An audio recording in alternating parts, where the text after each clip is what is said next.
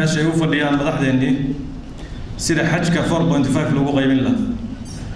حجك ajandaha waxa ku jira حجك in la qaybsado 4.5 loogu qaybin ماشي وفديان حجكي in meel kale shirka lagu ka socdo oo oranaya war maxaa la yeelayaa 20 bishan August hadii la gaaro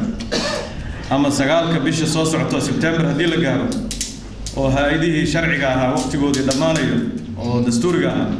maxaa la sameeyaa meesha laga leeyahay shacabkii iyo dad siyaasiyiin iyo ummadii waxgaradkeedii ee meel isku yimaadeen halkaasna waxa lagu hayaa leeshaas kale marka waxaan rabaa inaan kabo qodobadii ay soo jeediyeen dastuurkan maalmahan iska mashquulsanayn dastuurkaana sida hore loo yiri waa midka lagu heshiiyo وإلا وحين نقنيسا شرعي كيمة متك الشباب كل رغمان متك جبهة كلو إسكت عالم إسكوتان أو كلو نقنيا قفكم متجيب كي سكرسوا بحي هدي وهرير مركان سيدا نقول إن هاي الشباب دول كيما مولان ما معمول كران وحي الشيعان يا رون ما أيان وحنقول إن هاي دستور كهدي لجرا مرنا وحنقول إن هاي وحاسي وحبك مجران وعلى قصة الله يمدشها متشجع سيدا الشرعي وهاي وحي كذا شينا هنا يهين وحى شرعي هاي لو قدي هذا اللي قال لي أو دور شوي جو كمديا درب بوحي يريد على حد برنا يقدمي ما شانوا كوير ما شانوا واحد بدن واقع ده سومالي هل كان أيون تصوف الاستير أنا قلنا على حد برنا على حد نبنا الكفلاية وعلى شيء يا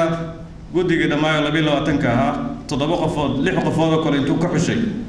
لحدا صفوضي أسوي لي مالك سكتكان مدحوينا الله سوق قرعدان habeenkiin cashada riboor geeya international community kaligood ay u tagaan gudiga intiisii kala shaqalaan marna qayla ka soo yeeri doonto qodobka 91 ee dastuurku wuxuu leeyahay 4 sano ayuu madaxweynuhu xilka haynayaa oo ka bilaabanaysa maalinta la dhaariyo madaxweynuhu habeenkii la doortay daqiiqad kadib hal la dhaariyo yiri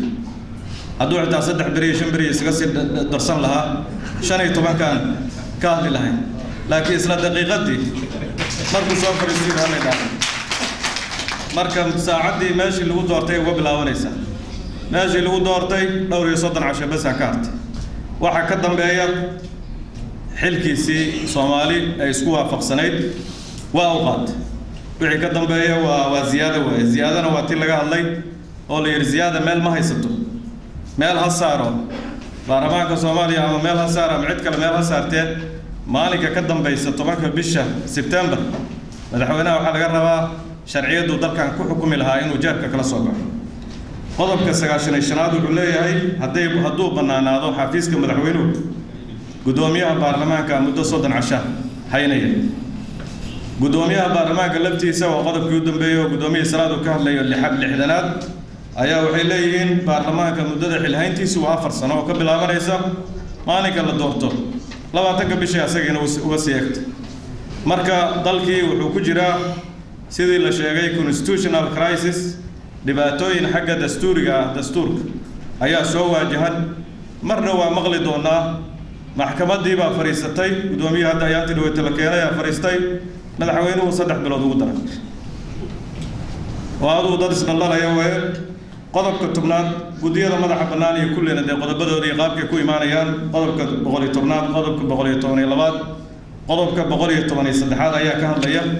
shuruucdooda iyo qaabka ku imaanaya wuxuu yahay wasiirka ku shaqada leh arintaas inuu soo diyaariyo golaha wasiirada la marsiiyo golaha wasiiradu baarlamaanka uu gudbiyo baarlamaankuna markuu go'aanka gaaro madaxweynaha uu gudbiyo uuna saxiix process-kaas madaxweynuhu marka muxuu ka qaatay wixii ka horeeyo dhan waa iska tuuray warqadii uu qarabka soo siiyay markaasuu muxuu adeegsaday labadii qodob hadda laga hadlayay qodobkii qodob sheegaya magacaabista safiirada dibadda noo jooga iyo qunsulada ayuu daliilsaday baarlamaanka hadda jira mar haddii korkiisa wax sharci darro ay ka socdaan hadduusan isku imaan karin hadduu la kala safanayo dadkii burburinaya institutionkaas hadduu la kala safanayo oo xildhibaanada ay la kala safan yihiin oo qofkii duulaanka ku ahaa madaxtooyada duulaanka ku ahayd baarlamaankii haddii in ka mid ay la safatay baarlamaankaas wax loogu turo hadda oo dambe iyo wax laga shinsadaa ma jiro arrintu waa midaas inta dadka Soomaaliyeed indhaha isku qabsadaan in baarlamaanku maalmahan inta mandate-kiisa ka dhiman inta fariisto inay soo saaraan almeen ugu yaraan go'aanka ah in ay xilka madaxweynuhu ma saxiixin ogaada tii iyagu ay soo kordhinayaan muddada xafiiska madaxweynaha taalla xabad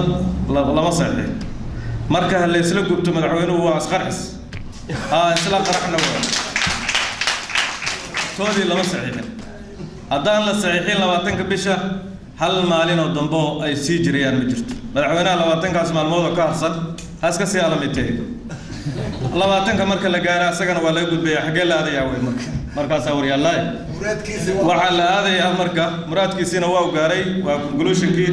aniga waxaan qabaa shirweyne qaran in dadka Soomaaliyeed lagu baaqo odayaasha dhaqanka axsaabta siyaasadda maamul goboleedyada cidii ogol iyo dadka waxgaradka ah oo dhan in lagu dhawaaqo meel Soomaaliya ka tirsan in shirweyne qaran inta la fariisto halkaas dadku mustaqbalkoodii ay ku jaangooyaan la sii dhiso xukuumadii hadda laga hadlayo caretaker-ka international community-guna inay dalkan ayaga bushgareeyay in sharciga lagu xadgudbo madaxweynaha ayaga inta meel kula xarooday yiri waxa rabta soo saar ayaga haddana mubaarakeeyay oo dhabarka ka dharbaaxay markii madaxweynihii baarlamaanka inta ka gudbay uu xeer isaga soo saaray warqad iska soo saaray ayaga mubaarakeeyay marka waxaan ku soo gunaanadayaa inaad arrintaasi inay tahay arrin u baahan shacabka Soomaaliyeed inuu ka walwalo sidoo ugu walwalayo naftooda naftiisa guryahooda ilmahooda sababtoo ay tahay mustaqbalkii dalkeena ee soo dhismayo aan rabnay in dastuurku uu koreeyo uu sareeyo aan rabnay in mustaqbalka dalka Soomaaliya dawladda hadda jirtahay ay gaarsiiso meel ka fiican meeshii lagu yimid oo hadda gabadhu ay ka hadlaysay 4 sano ka hor xalay baa waxaan arkayaa 40 qofood oo telefishin inta la soo keenay telefishinada kamid ah amniga Muqdisho ma fiicnaaday ma samaa xumaaday hal loo coday labaatan war ma amniga Muqdisho ayaa 40 qofood maalin kasta dhimateen sidee lagu codayn karaa amni cod u gali karaa amniga aanu jeedno maalin kasta qarax iyo dib iyo dil ayaa markaas waxa loo codeeyay 40 been ma sheegayaan waxa loo codeeyay amni waa fiican marka shacab isqiyaanaya waaya laakiin anagu amni loo codeynayna ma aragno runtii wax loo codeeyna meeshan ma yaalaan waxaan ku soo gunaanadayaa talo badan ayaa noo taala runtii dadka siyaasiyiinta ee odayaashii kulliina inay isku badnaadaan way odayaashii laftooda waa la dulmiyay waa la in la bedelaa la isku dayay kuwii 135 in la bedelaa la isku dayay dhibaato badan baa loo geystay hadda way bisil yihiin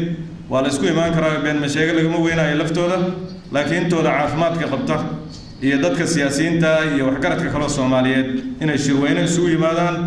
ay mustaqbalka dalkan uga tashanayaan waana mahadsantihiin